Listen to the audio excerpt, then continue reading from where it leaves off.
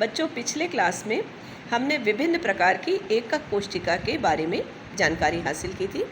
आज की इस कक्षा में हम आपको बताएंगे कि एकक कोशिका में जो अवयवी कण होते हैं उनकी संख्या को हम किस प्रकार काउंट करते हैं।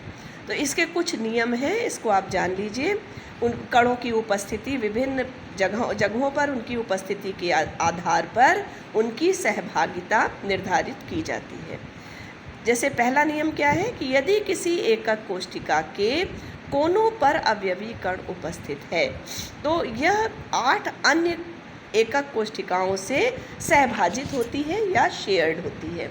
तो अगर कोई कण कोने पर स्थित होता है तो एक कोशिका के साथ उसका अंश 1/8 के बराबर होता है। मतलब अगर कोई कण एकक कोशिका के कोनों पर उपस्थित होगा तो कोनों पर उपस्थित शेयर का एक कोशिका के लिए जो सहभागिता होगी वो 1/8 के बराबर होती है। इसी तरह से दूसरा नियम क्या है कि अगर एकक कोशिका के फलक पर कोई कण स्थित होगा तो एक कोशिका का फलक जो है वो 2 कोशिकाओं से सहभाजित रहता है। मतलब आधा कण एक कोशिका में माना जाएगा और आधा दूसरे में माना जाएगा। अतः फलक पर जो कण स्थित होगा उसका अंश 1/2 के बराबर होता है। तीसरा देखेंगे हम लोग कि एकक कोशिका के अगर केंद्र में कोई कण स्थित है तो केंद्र पर स्थित कण का संबंध अन्य कोशिकाओं से नहीं होगा और उसका मान प्रति एकक कोशिका 1 के बराबर होगा। अगर एकक कोशिका के किनारे पर स्थित है कण तो वो 4 एकक कोशिकाओं के द्वारा शेयर्ड होगा या सहभाजित होगा और इसका एकक कोशिका के लिए अंश जो है वो 1/4 के बराबर होगा। तो अगर हम इसको संक्षेप में देख लें, जो आपको अच्छी तरह से याद रखना है जो बातें, वो क्या है कि अगर कोने पर अवयवी कण है तो उसका शेयर कितना है 1/8 के बराबर। अगर फलक पर स्थित है तो उसका शेयर जो है वो 1/2 के बराबर है।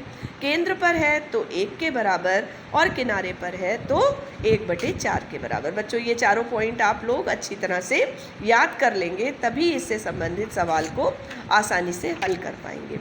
अब एक प्रश्न देखते हैं कि एक प्रश्न क्या है, x और y तत्वों से मिलकर कोई यौगिक बनता है और वो घनीय क्रिस्टल की संरचना में क्रिस्टलीकृत होता है।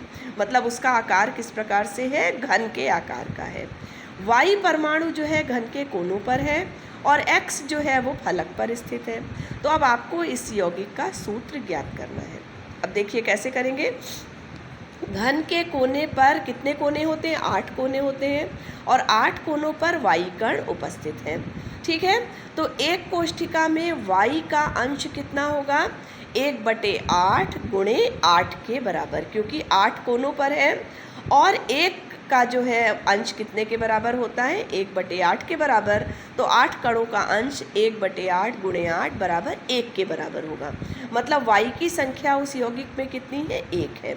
इसी प्रकार x क्या है, x फलक पर स्थित है और फलक पर कितने फलक होते हैं, 6 फलक होते हैं और 6 फलक पर कितने कण उपस्थित हो गए, 6 कण उपस्थित हो गए। और एक कोशिका में फलक पर उपस्थित कण का जो अंश है वो 1/2 के बराबर होता है। तो अब अगर 6 कण वहाँ पर उपस्थित होंगे तो 1/2 गुणे 6 बराबर 3 के बराबर उसका अंश हो जाएगा। मतलब x की संख्या कितनी होगी प्रति एकक कोशिका, 3 होगी। अब जब दोनों को एक साथ हम लिखेंगे तो उस यौगिक का सूत्र कितना आएगा, YX3 होगा। तो इस तरह के बच्चों और प्रश्न आप लोग हल कर लीजिएगा। तो आज की कक्षा में हम लोगों ने जानकारी हासिल की कि एकक कोशिका में जो अवयवी कण होते हैं उनकी संख्या को हम किस प्रकार गिन सकते हैं।